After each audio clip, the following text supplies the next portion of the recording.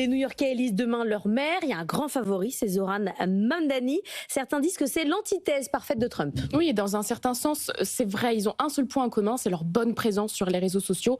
Pour tout le reste, ils sont absolument opposés. Mamdani fait partie de l'aile gauche des démocrates. Il se dit ouvertement progressiste et musulman pratiquant. C'est un immigré. Il est arrivé à New York quand il avait 7 ans. Il a donc été naturalisé. Et c'est un fervent défenseur du multiculturalisme qui fait partie, selon lui, de la ville de New York. Son mot d'ordre pendant la campagne, New York n'est pas à vendre. Donc ça traduit toute sa lutte pour le pouvoir d'achat, pour que les New-Yorkais puissent vivre tranquillement dans leur ville. Écoutez ce qu'il disait dans un de ses derniers rassemblements publics.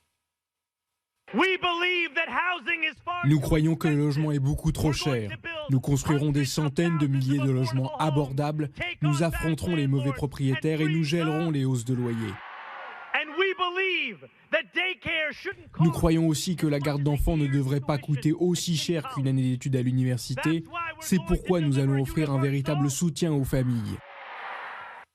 Alors pour Donald Trump, ça lui fait dire qu'il est 100% communiste et pourtant il est favori dans les sondages. 100% communiste, il y a pourtant une bonne nouvelle selon Trump, c'est que tout va devoir passer à travers la Maison-Blanche. Donc il le menace clairement de faire blocage à toutes ses décisions pour lui empêcher de facto d'administrer la ville. Et puis comme très souvent avec Donald Trump, le moyen de pression, eh bien c'est l'argent. Donc si Mamdani gagne, il coupera toutes les aides fédérales à New York. C'est en tout cas la menace de Donald Trump. Ce que d'ailleurs il a déjà commencé à faire. Au premier jour de shutdown, la Maison-Blanche en a profité pour geler 18 milliards de dollars de financement pour des projets d'infrastructure de la ville de New York. Alors, il y a les élections à New York, mais pour l'instant, chez les démocrates, c'est compliqué. Est-ce qu'il pourrait avoir un destin national ? C'est la question que tout le monde se pose en ce moment aux États-Unis. Est-ce que Zoran Mamdani est le futur visage du Parti démocrate ? Est-ce qu'enfin, après des années de vide où pour le Parti démocrate, il n'y a pas de vraie personnalité, après l'ère Obama, c'est vrai qu'ils n'ont plus jamais eu un vrai visage au niveau national.